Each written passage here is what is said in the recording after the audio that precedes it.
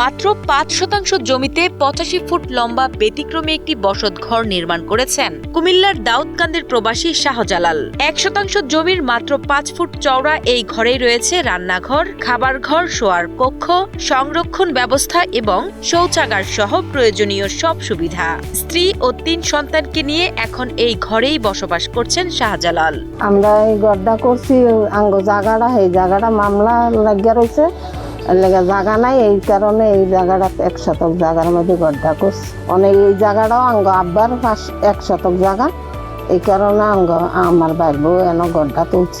কষ্টই থাকে, অনেক থাকলে অনেক কি করন, কষ্টে থাকতে হইব না। ৫ ফুট চড়া আর ৮৫ ফুট হচ্ছে লম্বা। এই ঘরে তো একটা খাটও রাখা যাবে না, মানে নিজে ওই যে কাঠমাট দিয়ে যদি চৌকি বানায় যদি থাকে আরই। সামাজিক যোগাযোগ মাধ্যমে ঘরটির ছবি ও ভিডিও ছড়িয়ে পড়ার পর প্রতিদিনই দূরদূরান্ত থেকে মানুষ দেখতে ভিড় করছেন।